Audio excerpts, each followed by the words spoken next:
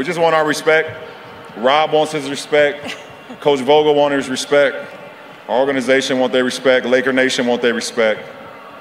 And I want my damn respect too.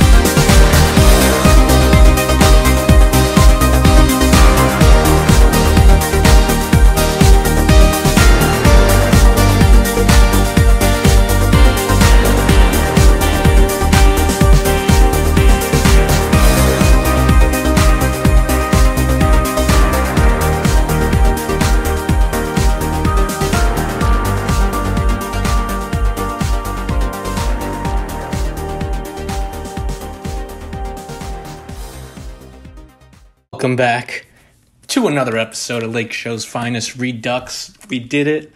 We did it for Mamba. I'm so proud. And as I'm saying this, there are fireworks going on in downtown Los Angeles that I can hear. And I wish I was down there, but I'm not trying to get sick. But this was incredible. I'm so proud of this team. This is Lakeshow's Finest. I'm your host, Charles Ryan. We did it for Kobe. We are at the top. And this was the hardest season in NBA history. I'm saying this with a glass of champagne in my hand. Toughest season ever. I don't expect a lot of players want to be in a bubble for 90 days in order to win a championship. And not a lot of players have the resilience and, I guess, mental toughness to do it. I don't know if someone like Charles Barkley or Shaq or Jerry West or even just average players would want to do that decades ago. I don't know. And this season started very long ago, over a year ago, 380 days training camp started. My first podcast for this year was October 23rd, I believe 2019, and it's been almost a year. Typical NBA season, of course, not that long, but we've been through so many ups and downs. The thing with China, Daryl Morey saying that stuff, good or bad, whatever, but the Lakers were in there when this happened. We were in, I think, Shanghai when it happened. Then, of course, passing of Kobe, passing of David Stern, the season being put on hold, us winning it, the shootings that happened, being put on pause there in the middle of the bubble. This season had so many ups and downs, and I remember it's a couple years ago when LeBron was in the Cavs, and he was questioned by Dave McMenamin, who's currently the LA ESPN reporter now, and LeBron said, this year has been, 5 chapters into one, with the trade of Isaiah to not the trade to, playing all these games, whatever. This is a true different chapters and big humps to get over, and we did it. And I think that you really got to think if LeBron wins another title, he wins 5, he might be the greatest player of all time. Because this title, it does have an asterisk on it, but it's an asterisk that says these guys worked their ass off and they went through so much stuff. Daily testing. Nobody else is doing that. The White House isn't getting tested every day. They're not required to wear masks.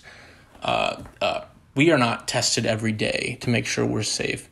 These guys, there were 0 cases there, and we did it. And this was incredible. I love Jeannie's speech. Man, she talks really well, thanking the fans, saying when it's safe, we'll have a parade and all that. I'm kind of surprised LeBron didn't say we did it for Kobe at the trophy presentation. But, regardless, this was for Kobe, and I'm sure Kobe is so happy. They're in spirit, and I love what Anthony Davis said. He said, we're upset that we didn't win in the Kobe jerseys, but that gave us more fuel to win it now because we lost in those jerseys for him. So this is incredible. I don't want to talk about the game that much, but I will say I don't know what the Heat were doing. There were so many plays, and I'm not going to read off the stats besides LeBron having a triple-double, winning the trophy and all that. There were so many plays where the Heat had wide-open layups. And for some reason, and this was a trend, they would just give it out to a 3 that was either contested or not contested. And there were so many times, and, Duncan Robinson and Tyler Hero, not very good ball handlers. Their job is to be like Kyle Korver and just run off picks on either wing and catch and shoot or take a dribble and shoot or do a pump fake. And whenever they penetrated and try to kick it to Bam on a pick and roll or something, they'd always lose it. Bam had butterfingers. Bam was awful. But the Heat were just terrible defensively. We allowed 36 points in the first half. I mean, we were a defensive juggernaut, up by 36 at one point. I think the final score, we only won by 15 or something. It doesn't matter. We won a ring, but that's crazy that 15 points does not reflect that we almost were up by 40. This was a real bounce-back, resilient game, all right? And we deserve so much recognition from the league. that we did this, because so many teams, like, there might have been some depression with some players like Paul George and really wanting to get out of the bubble, but we stuck with it, and it's so funny. There's so many funny things, like, Giannis's brother, Kostas, on the Lakers, winning a ring before he does. That's hilarious. We did this for Mamba. I'm so proud. Our 17th ring, I'm just really giddy right now, and I don't want to talk too much. I don't want to talk for 40 minutes, but I'll talk about a few big plays I loved. Kendrick Nunn got blocked twice in this game by AD. Kendrick Nunn kept thinking this was going to be like Game 5 or Game 3 when he played well. No. No. There were some funny plays where Jimmy would go for a layup, and he actually hesitated to take the layup. He paused because he wanted to pass it. There's so many plays where he would just drop the ball out of bounds. And my favorite play was probably the 2 LeBron dunks. Actually, my favorite's probably when LeBron got a technical foul and tapped the backboard. Lakers were up by 25. I thought it was hilarious that he got a technical foul on him, called on him. I don't know. I thought it was funny. I thought it was great they didn't start Dwight. That was so smart, and it's clear defensively Caruso made a big difference. Man, he was active. He took a couple charges. He was flying in from the wing, getting LeBron involved. Really good passes. And one thing that I loved was Danny Green's resilience. Man, he played awesome. I don't think his shooting percentage was that great, but he hit big shots. And apparently there were some death threats against Danny Green. Danny Green is a champion. And I think he was hurt throughout the series, and he played through it. And I always come back to this in my life. I'm a huge Green Bay Packers fan. And when the Packers won their most recent championship several years ago, like in 2010 or 2011, Clay Matthews won that championship and played through the NFL playoffs on a broken leg. He played through it. And Danny Green was not as fast, and he played through an injury, and he came up huge. If he makes that shot last game, he will be legend in NBA history and Lakers history. Robert Horry type shot. But you know what? He came back. The death threats are ridiculous. Whoever did that should be in jail, really. Get some fine or something. That's ridiculous. And I'm so proud of him. I'm happy for Dwight getting his first ring. Of course, Anthony Davis is crying. Even the young bloods, Taylor Horton Tucker getting his first ring as a rookie. That's awesome. The 2 G Leaguers, Kostas and Devontae Kaycock. And I guess J.R. Smith and Dion, good job by them for playing 5 minutes. J.R. gets his second ring. I think Dion gets his first. But yeah, Kuzma wasn't great tonight. That's okay, man. It doesn't matter. The point is they won. A lot of the players didn't have to play great. Probably the biggest, besides LeBron triple-double and AD playing really well, was Rondo. Rondo had 19 points. He had several assists. He made a couple threes. Rondo was awesome, and he came to play. He made up for last game's, I think he had 2 point last game, 2 points or 0 points. He made up for that, and he came through in the clutch. And this shouldn't have been a 6-game series. I truly think it should have been a sweep. But you know what? We got the job done. And LeBron James, got to give this guy a lot of recognition. He said it in that post-game interview. He said, the Lakers just want their respect back. Rob Pelinka wants his respect. Jeannie Buss wants his respect. Vogel wants his respect. And LeBron said, I want my damn respect. I'm saying this as the time is 8:24 right now. That's hilarious. Kobe, baby. So, incredible game. Incredible season. I'm a little bit worried what's going to happen. I do think that by the time the next season starts, which will probably be January, February, or March, I do think the teams will be safe and be able to play games at their arenas with very limited fans, probably like 10% capacity. It's probably like 2,000, maybe like 50 people in each section spread out. I don't know. But, I do look forward to the Lakers defending this championship. And the money is a big thing. And I did this last season. I did player evaluations. I did them from Josh Hart, Brandon Ingram, and Kyle Kuzma. I did not do one for Lonzo because I hated Lonzo. And, of course, 2 of them are gone. But I'm going to do that again. I'm going to do some evaluations for most of the players. Probably, just the main starters and a couple bench guys. But I'm going to talk about the contracts because the Lakers have some really big things going on right now. They have a lot of decisions, I want to say this summer, like always. They have a lot of decisions to make this offseason. Avery Bradley could opt out of his contract. We have some non-guaranteed contracts like Quinn Cook. Dwight Howard's off the books. Do we re-sign him? Do we give this is very important. Do we give Kyle Kuzma a 5-year extension? He's eligible for a rookie extension. I personally would. I do not know the maximum financial that they're allowed to offer because he was such a low pick. He was like the 28th or 30th pick. It won't be as high, but that's a big thing. Rondo is going to opt out most likely of his $2.6 million player option. He'll probably get more elsewhere or maybe from us, but we have a lot of decisions to make. Will we give Anthony Davis a 5-year max $250? Who knows? But Danny Green's $15 million contract next year, it hurts a little bit. I don't think he's worth 15. But you know what? He's a champion, and he helped us get here, and he stayed strong through all these games. I think he almost played every game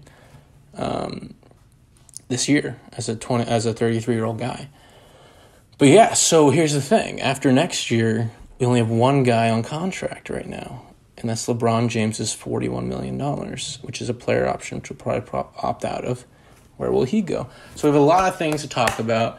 KCP has an $8.5 million player option. I hope he takes it because we did him so many favors. We gave him that 1 year, 16 or 18 million contract a few years ago. What's up with Caruso? Do we give him an extension? Who knows, all right? Markieff, do we keep him? I'd like to keep Markieff. But, we have a lot of... And what's hilarious is I'm looking at this salary table right now. And on the bottom, what do you see? Lou Aldang's $5 million for the next 2 years that we owe him because we stretched his bullshit contract out. That's hilarious. Do we resign DeMarcus? I want to go after Jeremy Grant. Maybe just bring everybody back. Who cares? What about Avery, man? What's going to happen? So we have a lot of things that Rob Pelinka has to deal with. Another angle is Magic Johnson. Magic Johnson trashed Rob Pelinka all the way after he left and through him stepping down. Magic Johnson's an asshole, and he could have stayed and got this ring, but he bailed out. And I'm reading, this is so stupid. I'm reading what Magic tweeted. He said, "Okay, Dodgers, your turn." And they said, "Rob Pelinka really made me feel good tonight reaching out after the Lakers won the championship. It means the world to me because I know he's in the middle of celebrating the Lakers players, coach, Jeannie Buss. He didn't have to." So, there maybe some bridges are being rebuilt there. But Magic could have stayed. That's a huge thing right there. I don't know, man. I'm just on adrenaline. I'm hyped up. I hope you guys have enjoyed my podcast this year. I don't want to get on a negative side, but the first 20, 30 podcasts averaged probably about 200 views. This bubble season, the last 20 podcasts, 25 podcasts, probably averaged like 40 views. So I hope you guys enjoyed it, the ones that stuck by. I really worked hard on these, the montages, the beginnings, the closings, everything. I hope you guys like what I did with the finals video. The finals videos, I try to do those montages at the beginning of each, highlights and stuff. I hope you guys like that. Maybe you didn't. Please let me know. I don't really get that many comments on my videos. But yeah, so, God, I'm so happy. I wish I had a co-host right now, a guest co-host, so we could bounce off each other this joy that we would have. But, I have to do with you guys virtually through a podcast, man. Great win. I watched with my family. My family were super hyped, naturally. This podcast is not over, okay? This podcast is still going to go strong. I'm going to do the evaluations. Like I said, I will still do montages. I am dedicated.